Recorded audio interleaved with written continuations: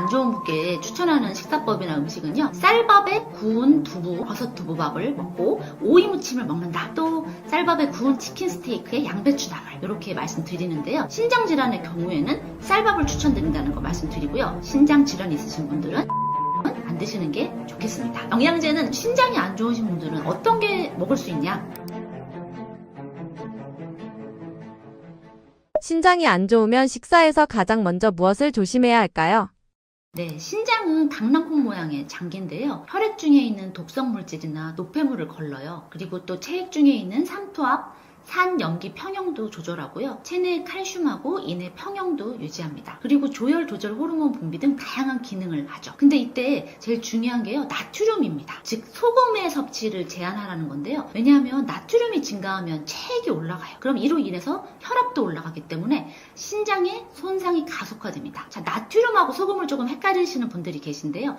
나트륨 400mg은 소금 1g과 같습니다. 그래서 지금 기준으로는 하루에 2g 이하의 나트륨을 드셔라. 이것은 소금으로는 약 5g 정도에 해당되는데요. 실제적인 식사에서 이걸 그람수를 재면서 제한을 하기 힘들잖아요. 그래서 식사에서는 어떻게 말씀드리냐면 국이나 찌개, 탕 같은 데 있는 국물은 많이 드시면 안 된다. 그 다음에 김치도 짠 맛이 있기 때문에 김치를 너무 많이 드시지 말고, 젓갈류도 또 짜죠. 그래서 젓갈류, 가공식품 중에서 햄, 소시지, 라면 같은 것들을 조심하시라고 말씀드리고 있습니다. 신장이 안 좋으면 감자나 고구마도 조심해야 하나요? 고구마하고 감자를 모두 건강식이라고 생각하고 또 아침 대용이나 이렇게 드시는 분들이 계신데요. 신장 기능이 저하되신 분은 될 수 있으면 드시지 않는 게 좋습니다. 의외로 고구마하고 감자가 칼륨의 함량이 높아요. 고구마 100g 기준으로 구운 고구마는 칼륨이 445mg, 감자 삶은 것은 약 254mg이 칼륨이 있습니다. 원래 신장이 정상이면요, 과도한 칼륨은 소변으로 배출되는 게 정상이에요. 그런데 만성 신질환을 갖고 계시다, 투석 전 단계다, 급성 신부전이다, 이렇게 신기능이 떨어져 있을 때는 체내의 칼륨 농도가 높아져요. 그러다 보면 고칼륨 혈증이 되는데, 이게 왜 위험하냐?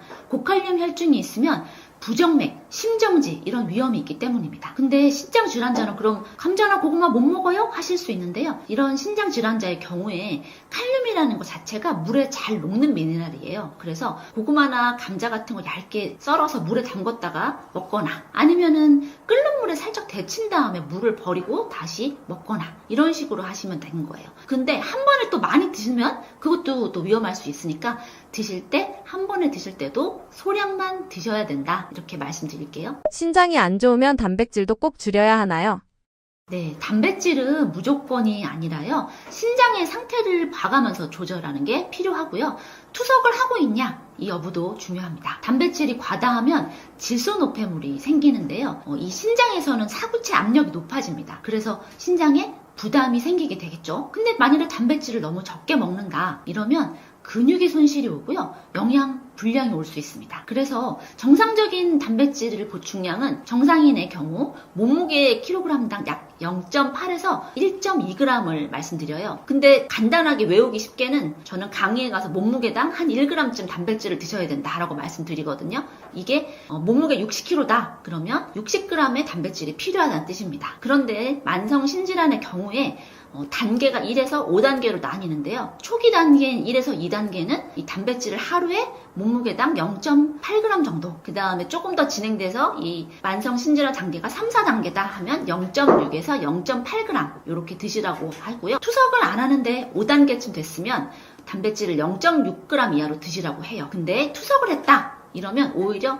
단백질을 증가해야 합니다. 그래서 하루에 몸무게당 1에서 1.2g 정도의 단백질을 드시라고 말씀드리는 거죠. 그러니까 한마디로 말하면 투석하기 전에는 진행이 되면서 단백질을 줄여야 하지만 투석 단계라면 단백질을 오히려 올려야 된다는 거예요. 단 같은 단계라도요, 체중이나 요게 감소한다, 식욕이 떨어졌다, 단백뇨다, 뭐 그런 거에 따라 달라지기 때문에 이거는 그냥 내가 이런 단계가 아니라 영양 상태하고 혈액 검사를 보고 결정을 하는 겁니다. 더 중요한 게 뭐냐면 가공육 같은 동물성 단백질보다는 두부 단백질 같은 식물성 단백질로 드시면 좋고요. 달걀, 흰자, 생선, 닭고기, 유제품을 적절하게 배합해서 단백질은 매 끼니마다 드시는 게 제일 좋다는 거 잊지 마십시오. 신장 질환이 있으면 나트륨 말고도 조심해야 할 성분이 있을까요? 신장 질환이 있으면은 짜게 먹지 말아야 된다, 나트륨 먹지 말라, 이런 거는 많이 들어보신 것 같은데 사실 그거 외에도 주의할 미네랄이 있습니다. 나트륨 외에 칼륨, 인, 그리고 단백질인데요. 칼륨은 신장 기능이 떨어져가지고 칼륨 배출이 안 되잖아요. 그러면 혈중에 칼륨이 올라갑니다. 근데 이게 어떤 걸로 나타나냐면 부정맥의 위험이 있습니다. 자, 그리고 인의 경우에는 고인산혈증이라고 해서 혈액 속에 인이 높아지면요, 혈관에 석회화라고 해서 혈관 딱딱해지고 골다공증 위험도 있고요, 심혈관 질환의 위험도 있어요. 그래서 인산염 첨가물을 주의해야 되는데 이 인산염이 가공식품에 많습니다. 단백질의 경우에는 투석을 하지 않는 만성질환자는 과다 섭취를 피하도록 하고요, 투석 시에는 단백질을 오히려 증가해야 된다는 거를 다시 한번 말씀드리고요. 생활 속에서는 어떻게 주의해야 하냐면요, 식품 첨가물이 많이 든 가공식품 있죠. 우리 햄, 소세지 이런 식육 가공품 같은 것들, 거기에는 칼륨, 인, 나트륨 이런 게 숨어 있어요. 그래서 초가공식품하고 가공육은 멀리하는 게 좋습니다. 우리 마트 같은 데 가면 라벨을 잘 보셔야 돼요. 거기에 저염이다 써 있어도 그거 말고 칼륨염이나 인산염 같은 게 들어있을 수 있으니까 확인을 아주 잘 하셔야 된다는 걸 보셔야 되고요. 또 칼륨 많은 식품이 우리가 먹는 것 중에 바나나 있죠, 오렌지 이런 것도 있고요, 감자랑 고구마도 칼륨 아까 높다고 말씀드렸고요, 토마토나 주스류 같은 것도 칼륨이 많습니다. 또 인이 많은 거는 가공육이나 인스턴트 식품, 탄산음료, 가공 치즈나 일부 베이커리나 냉동식품에도 들어있어요. 그리고요, 나트륨은 조심하라고 말씀드렸는데 부종이나 신부전이 있다 그러면 수분 제한도 잊지 마셔야 되고, 인하고 균형을 위해서 칼슘은 오히려 보충하는 게 필요합니다. 건강하려고 먹는 영양제도 신장에는 부담이 될 수 있나요? 영양제는 건강을 위한 보충의 개념인데 신장의 입장에서는 처리해야 될 물질입니다. 그러니까 꼭 필요한 거 아니면 신장이 안 좋으신 분들은 안 먹는 게 좋아요. 그래서 그럼 신장이 안 좋으신 분들은 어떤 게 먹을 수 있냐? 만일에 만성신질환이다 이러신 분들은 필요시에는 수용성 비타민 B군이나 철분, 아연, 비타민 D 등을 드실 수는 있는데 이거는 그냥 자기가 먹는 게 아니라 피검사 결과가 나왔는데 이런 게 좀 떨어져 있다, 이럴 때 보충이 가능한 거고요. 오메가3, 우리 잘 알고 있는 EPA랑 DHA의 합인 오메가3는 비교적 안전합니다. 그런데 만일에 항응고제를 드시고 있거나 항혈소판제 같은 것처럼 출혈 경향과 관련 있는 이슈가 있다면 오메가3 고용량과 같이 드시면 출혈 경향이 증가할 수 있단 말이죠. 그래서 오메가3도 함부로 고용량을 드시면 안 되는 거고요. 그리고 만성신장질환자나 고령자, 당뇨나 고혈압 환자, 이뇨제 복용 환자는 더 주의해야 되는 것들이 몇 가지 있는데요. 첫 번째로는 고용량 비타민C입니다. 이 비타민C는 다양한 효과를 나타내죠. 중금속도 해독하고 또 항산화 물질이기도 하고요. 여러 가지 다양한 작용을 하지만 이거를 고용량으로 드시는 경우에 일부가 옥살산으로 바뀔 수 있어요. 그렇게 되면 신장 결석의 위험이 있기 때문에 신장질환자가 고용량 비타민C를 드시는 걸 추천하지 않고요. 또 비타민 A는 지용성입니다. 몸에 축적될 수 있어요. 그래서 신독성의 위험성이 있으니 비타민 A를 고용량 드시면 안 되겠고요. 단백질 보충제가 단백질 몸에 좋대 하고 드시는 경우에 질소노폐물이 증가할 수 있습니다. 그래서 사구체에 부담을 주기 때문에 식사로 드시는 단백질 외에 보충제를 또 따로 드시는 거는 말씀드리지 않고요. 크레아티닌이 상승될 수 있어요. 그럼 또 신기능의 평가에 혼란을 주기 때문에 오히려 부담이 가중되죠. 그래서 이 크레아틴 보충제 같은 걸 따로 드시는 것도 권하지 않고요. 칼륨, 마그네슘 함유된 것들은 칼륨은 고칼륨 혈증을 일으킬 수 있다고 했고요. 또 마그네슘이 올라갔을 때도 고마그네슘 혈증의 위험이 있기 때문에 드시는 거 추천하지 않습니다. 그리고 많이들 물어보시는 게 그런 거예요. 내가 몸에 좋다고 한약 제품을 먹고 있다, 그 다음에 해외 직구란 허브 제품 먹고 있다, 이럴 때는 한약이나 허브 제품의 경우에 어떤 성분이 들어있는지 알 수가 없어요. 이런 것들은 직접적으로 신독성을 일으킬 수 있고 신장에 부담을 줄 수 있기 때문에 신장 질환이 있으신 분들은 한약이나 허브 제품은 안 드시는 게 좋겠습니다. 신장이 안 좋은 분들에게 추천하시는 식사법이나 음식은 무엇일까요? 자, 신장이 안 좋은 분께 추천하는 식사법이나 음식은요, 기본적으로는 저염식 플러스 적정한 단백질, 그리고 칼륨이나 인 같은 전해질을 관리하는 식사입니다. 그래서 이제 간단하게 예시를 든다면 쌀밥에 구운 두부 아니면 버섯을 이용한 버섯 두부밥을 먹고 오이 무침을 먹는다, 아니면 쌀밥에 구운 연어, 데친 채소인 양배추나 브로콜리, 양파 등을 먹고 연어 스테이크로 먹는 거, 또 쌀밥에 구운 치킨, 또 구운 채소를 이용한 치킨 스테이크에 양배추 나물, 이렇게 말씀드리는데요. 주식으로 쌀밥을 제가 말씀드렸는데 현미 꿀이나 귀리 같은 거는 인이 많아요. 또 잡곡은 미네랄이 풍부해서 오히려 신장에 부담되기 때문에 초기에 내가 신질환이 있는 분들은 잡곡이랑 쌀을 한 잡곡 7회, 쌀 한 3 정도로 하시지만 점점 인이나 칼륨이 높아지고 있다. 혈중에 그렇게 높아진다 하면은 쌀밥 위주로 가셔야 되는 거 말씀드립니다. 그래서 보통은 우리 여러 가지 질환들이 있는 분들한테는 잡곡밥을 추천하지만 신장 질환의 경우에는 쌀밥을 추천드린다는 거 말씀드리고요. 저염식으로 드시려면은 국이나 탕 이런 것들은 국물 드시지 않는 게 좋아요. 그리고 또 가공식품이나 통조림에 보면은 은근히 소금 많거든요. 그래서 가공식품, 통조림 드시지 않거나 아니면은 덜 먹는 게 필요하고요. 단백질의 경우에는 생선이나 두부, 계란을 위주로 해서 몇 끼 드셔야 돼요. 단백질은요, 몸에 저장되는 게 아니에요. 그래서 몇 끼 조금씩이라도 드시는 걸 추천드리고요. 채소는 칼륨 함량 높은 거 말고 낮은 게 필요해요. 이런 것들이 양배추, 양파, 오이, 브로콜리 같은 것들이거든요. 이런 것들을 위주로 해서 드시면 되고, 만일에 내가 근데 그냥 다른 나물도 먹고 싶어 할 때는 칼륨은 물에 녹는다고 했잖아요. 물에 삶거나 데치거나 이런 조리법을 이용해서 나물을 이용하시면 되고, 좋은 지방을 먹기 위해서 평소에 요리할 때 올리브 오일을 사용하는 것도 추천드립니다. 시금치가 신장에 안 좋다는 말이 있는데 사실인가요?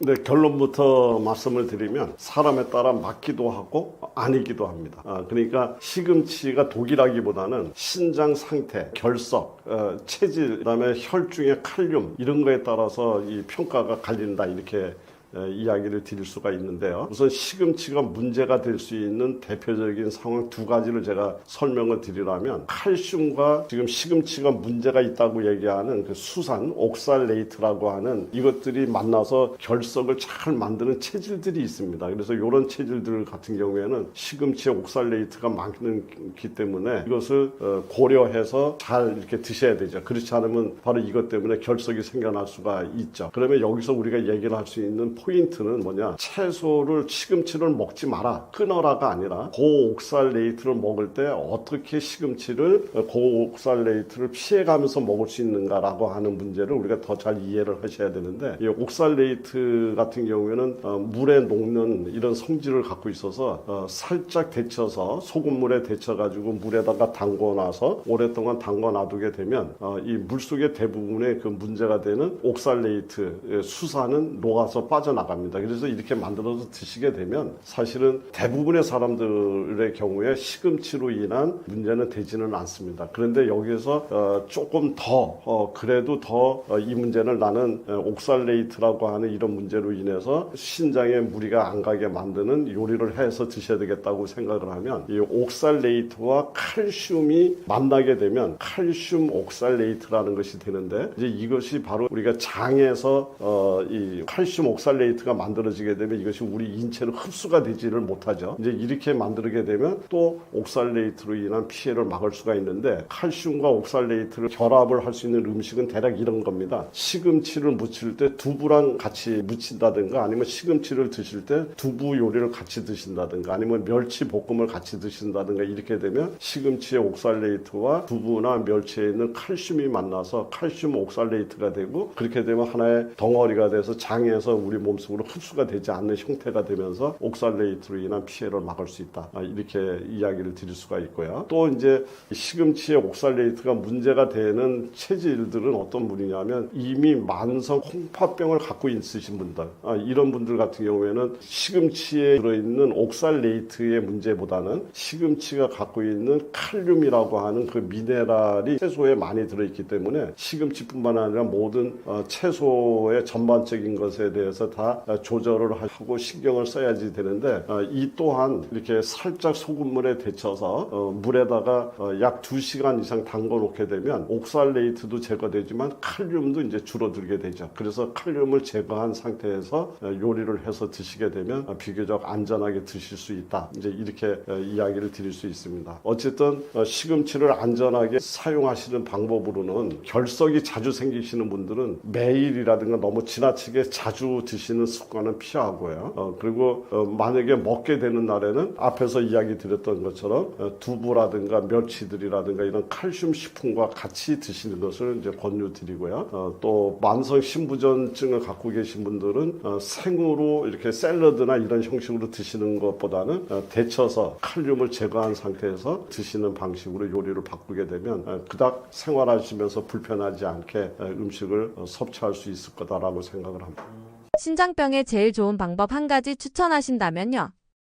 이게 한 가지만 추천하라고 그러니까 참 많이 어려운데요. 일단은 뭐 많은 분들이, 많은 의학적 연구 결과들이 지금 소금을 이야기하고 있기 때문에 저는 일단 신장, 그 만성 신부전에 들어가신 분들은 일단은 소금을 과다하지 않게 먹는다. 이것을 가장 먼저 신경을 써야 될 부분이라고 생각을 합니다. 그래서 일반인들이 소금을 하루에 5g 정도를 섭취하는 것을 권장량으로 한다면 이런 만성 신부전 환자분들 같은 경우는 2g 이하로 하는 것을 권고합니다. 이 미국 NIH뿐만 아니라 국내의 이 모든 의료기관에서도 권유하고 있는 것이 나트륨 제한을 매우 핵심적으로 이렇게 안내하고 있기 때문에 저 역시도 그런 부분에 대해서 강조를 한번 드리고 싶은데요. 그런데 이제 저는 여기에 한 가지 더 이야기를 하자고 하면 지나친 단백질 섭취를 조심하라라고 저는 또 이야기 강조드리고 싶습니다. 그래서 너무 짠 음식, 너무 지나친 염분을 줄이자. 그다음에 지나친 단백질의 음식을 줄여야지 된다라고 생각을 합니다. 그래서 단백질들이 올바로 소화가 되지 않았을 경우에 여기서 만들어내는 각종 이 암모니아라든가 이런 독성 물질 이런 것들이 결국 신장에 굉장히 부담을 많이 줘서 신장을 무너뜨리는 아주 중요한 원인이 되기 때문에 단백질 섭취를 제한해야 된다. 두 가지 부분을 이야기 드리고 싶습니다. 반대로 신장을 망가지게 하는 의외의 음식에는 무엇이 있나요? 신장 환자분들한테 항상 강조하는 것 중에 하나가요.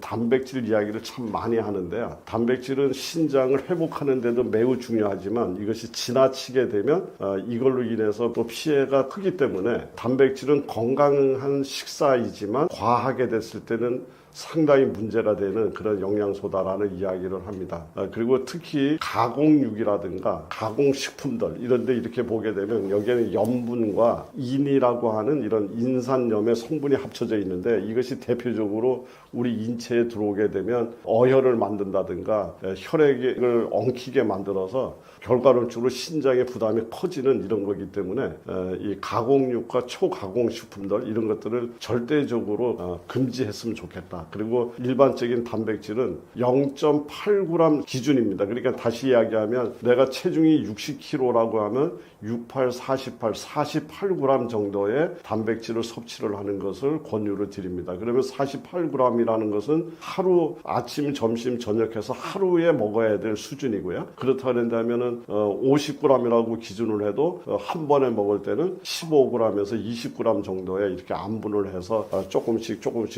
먹는 것이 훨씬 더 아주 안전하게 먹는 방법이다라는 이야기를 드리고 싶고요. 그리고 우리가 이야기하는 콜라니, 사이다니 하는 이런 어떤 음료, 탄산음료라든가 여러 가지 당이 많이 들어있는 이러한 것들을 드시게 됐을 때 신장에 굉장히 해로울 수가 있기 때문에 신장에 문제를 갖고 계신 분들은 이러한 그 첨가물이 들어가 있는 이런 식품들을 금기식품으로 여겨주시고 관리하시는 게 좋겠다 이렇게 생각이 듭니다. 신장병 예방을 위해 추천하시는 차, 비추천하시는 차에는 무엇이 있나요? 이제 비교적 그 신장병에 안전한 그런 차 종류라고 얘기를 하면 기본적인 것은 물이 1등입니다. 그 다음에 설탕이 들어가지 않은 무가당 차 이런 것들이 당이 안 들어가면 대체로 좋다 이렇게 볼 수가 있고요. 그리고 또 일부 연구 결과에 의하면 녹차가 결석 위험을 낮췄다는 그런 관찰 연구가 있어서 녹차도 너무 진하지 않은 상태에서 녹차 같은 것도 추천드릴 수 있는 무난한 그런 안전군에 속하는 차라고 이야기를 드릴 수가 있고요. 비추천하고 있는 또는 주의해야 될 이런 차 종류 중에 정말 뭐 디톡스니 클렌즈니 뭐 이런 것들을 표방하면서 만들어 놓은 한방차, 허브, 혼합차 이런 것들은 좀 자칫하면 오히려 득보다 실이 많은 경우가 종종 있어서 이런 여러 가지 당뇨 학회라든가 이제 이런 데서 이야기하는 연구 자료들을 보게 되면 오히려 그런 신장 디톡스라든가 클렌즈라는 이러한 명칭을 달고 알고 있는 것 중에서 오히려 굉장히 신장을 더 망가뜨리는 그래서 굉장히 근거가 부족한 이론 바탕하에 만들어진 것이 많기 때문에 이런 것들을 오히려 피하라고 이야기를 합니다. 그러니까 그냥 편안하게 우리 물이라든가 무가당 차 일반적으로 우리가 누가 봐도 여기에 혼합물이 들어가지 않은 순수한 물을 선택하는 것이 좋다라고 생각이 되고요. 특별히 하나 더 강조를 드리자면 감초가 들어있는 차 요거는 주의를 하셔야 됩니다. 감초가 있게 되면 우리 인체에서 혈압을 상승시키고 저칼륨 혈증을 유발을 해서 결과론적으로 신장에 부담을 주는 알도스테론증이라고 하는 이런 증을 만들어내기 때문에 감초가 들어가 있는 이런 차는 피하시는 게 좋다. 그리고 너무 진한 카페인이 들어있는 이런 홍차라든가 이런 것들을 과다하게 드시게 되면 오히려 차 안에도 시금치에 있다고 얘기하는 옥살레이트 같은 것들이 들어있는 걸로 알려져 있기 때문에 그것이 오히려 또 문제를 일으킬 수가 있어서 너무 지나친 이런 진한 홍차라든가 이런 것들을 피하는 것이 좋다라고 이야기하고 있습니다. 이 증상 보이면 바로 병원 가야 한다는 신장병 증상에는 무엇이 있나요? 신장에 문제가 되는 것 중에서 가장 우리 시청자분들뿐만 아니라 많은 분들이 가장 기본으로 살펴봐야 될 첫 번째 증상은요, 거품료가 반복이 된다. 특히 이 거품은 우리 남자분들 같은 경우 서서 이제 소변을 보다 나면 낙하되는 그것 때문에 거품이 일정 부분 생길 수가 있는데요. 거품이 그냥 생기는 정도가 아니라 거품이 이렇게 두껍게 계속 생겨서 이 비누 거품처럼 이렇게 많은 거품이 생긴다든가, 그리고 거품이 생긴 이후에도 이것들이 꺼지지 않고 없어지지 않고 계속 오랫동안 남는 경우, 이런 경우에는 단백뇨의 신호일 가능성이 굉장히 높기 때문에 우선 먼저 병원에 가셔서 단백뇨 검사를 할 것을 강력하게 추천을 드리고요. 그리고 또 소변을 보는데 여기에 붉은색, 그러니까 혈뇨가 섞여 나왔거나 이런 경우요. 그 다음에 발목이 항상 붓는다든가 눈두덩이가 붓는다든가, 특히 아침에 기상했을 때 몸에 부종이 자꾸 이게 늘어나거나 체중이 갑자기 늘어난다든가 이런 것들도 신장에 위험한 신호가 오고 있는 그런 가능성이 있습니다. 그리고 소변량이 확 줄거나 또 반대로 야간뇨가 굉장히 심하게 악화되고 있다든가 이제 이런 부분요. 그리고 극심한 피로감을 느껴지고요. 숨이 찬다든가 가슴이 답답함을 느끼는 불편감이 연결되시는 분들도 의외로 그 뿌리가 신장에 있는 경우가 굉장히 있고요. 또 혈압이 굉장히 들쑥날쑥하면서 혈압이 새로 생겨났다든가 굉장히 악화가 된다든가 이랬을 경우에는 신장과 관련된 부분을 일단은 한번 의심을 하시고 정밀 검사를 해보시는 게 좋겠다. 그래서 거품료라든가 이런 증상이 왔을 때 이건 증상이라고 보지 마시고 검사하라고 하는 신호다, 이렇게 판단하시고 병원에 가셔서 검사를 1차적으로 하시는 것이 가장 현명한 일이 될 것이라고 생각을 합니다. 네, 우리나라 식습관이 점점 서구화되고 안 좋은 쪽으로 가고 있다 보니까 그런 것 같습니다. 현대인의 식습관, 특히 짠 음식이랑 가공식품을 많이 먹는 게 신장에 굉장히 좋지 않아요. 거기다가 운동은 덜 하죠. 그리고 고혈압도 늘고 당뇨도 과거보다 늘고 있습니다. 이런 것들이 신장질환의 원인이고요. 신장 같은 경우에는 조기 발견이 어렵다 보니까 건강검진상에서도 어느 정도 이상 손상이 되었을 적에 발견이 되게 됩니다. 신장은 한번 망가지면 그냥 그렇게 끝인 장기예요. 그래서 이미 기능의 70% 이상이 망가져야지 증상이 나타나기 시작해요. 그래서 일찍부터 관리하지 않으면 투석 등으로 이어질 수도 있고요. 스스로 회복 능력이 거의 없습니다. 내가 신장에 이상이 생겼다라고 느껴볼 수 있는 자각 증상 중에서는요, 평소보다 다리 붓기가 많이 늘었다, 몸이 자꾸 붓는다, 내지는 소변에 거품이 자꾸 보인다, 내지는 몸이 너무 피곤하고 무겁다, 내지는 밤에 자꾸 왜 저희 소변 보러 일어나시는 분들 계시죠? 요게 한두 번이 아니라 너무 좀 횟수가 많이 늘어나고 있다, 이런 것도 신장 기능 이상의 한 적신호일 수 있습니다. 신장한테 일거리를 덜 주면 돼요. 그래서 신장은 나트륨하고 칼륨을 배설시키고요. 그래서 나트륨도 줄이고요. 당분도 줄여야 되고요. 칼륨이 많은 음식들도 좀 줄이시는 게 좋습니다. 그리고 단백질 너무 많이 섭취하시게 되면은 단백질 부산물도 신장에서 처리를 하게 돼요. 그래서 너무 과하게 농축된 고단백 음식이라던가 단백질 쉐이크류 같은 것도 자제해 주시는 게 좋고요. 또 당연한 얘기지만 흡연과 음주 줄이는 거, 운동해 주시는 거, 스트레스 받지 않으시는 거, 이것도 중요하고요. 한방에서는 보신약이라고 해서 신장을 튼튼히 하게 해주는 약재들도 있어요. 숙지황이라던가 구기자, 산수유 이런 약재들이 신장을 튼튼하게 해주는 보신약에 속하죠. 대부분 과일하고 채소들은 신장에 좋은 편이에요. 특히나 블루베리 같은 경우에는 강력한 항산화 작용이 있고요. 사과는 섬유질도 풍부하고 콜레스테롤을 조절해주는 역할을 해요. 귤도 비타민C가 많아서 도움이 많이 되고요. 단 귤 같은 경우에는 당분이 많으니까 하루에 한두 개 정도만 섭취해 주셔야 돼요. 그리고 특히 이제 또 피하셔야 될 것들이 어떤 게 있냐면은 첫 번째 고단백 음식 피하기. 그래서 너무나 과하게 농축된 단백질 쉐이크라던가 고기를 아주 많이 드시는 거는 피해 주셔야 되고요. 두 번째 칼륨 많은 음식 피하기. 감자나 나트륨 같은 것들은 칼륨이 많아서 오히려 신장한테 일을 하는 역할을 하게 해줘요. 시금치도 칼륨이 많다고 해요. 그래서 이런 칼륨이 많은 음식들에서 칼륨을 제거해 줄 수 있는 방법들이 시금치처럼 데치고 삶거나 좀 뜨거운 물에 넣고 끓여주시면 칼륨이 많이 빠진다고 합니다. 그래서 이렇게 나물류로 많이 드셔주시는 게 좋고요. 또 세 번째로는 너무 정제된 당분, 가공식품 피해 주시기. 이렇게 세 가지 지켜주시면 도움이 많이 될 것 같습니다. 당뇨병 환자분들, 고혈압 환자분들, 아니면은 잦은 이뇨제를 드시는 분들, 과하게 다이어트 하시는 분들, 단백질을 많이 드시게 되시는 분들, 이런 분들이 신장질환에 취약하신 유형에 속하고요. 체질적으로 저희가 음허 내지는 신허에 속하시는 분들도 신장에 좀 약하신 분들이라고 생각합니다. 신장 질환이 있으신 분들은 신장을 최대한 쉬게 해주고 일을 덜 시켜야 돼요. 근데 짠 음식을 먹게 되면은 짜니까 몸에서는 체내 농도를 맞추려고 물을 더 마시게 돼요. 그러면 신장 입장에서는 배출시켜서 없애야 되고 걸러야 되는 나트륨의 양이 더 많아졌기 때문에 일을 많이 하게 돼서 짠 음식은 신장에 좋지 않게 되죠.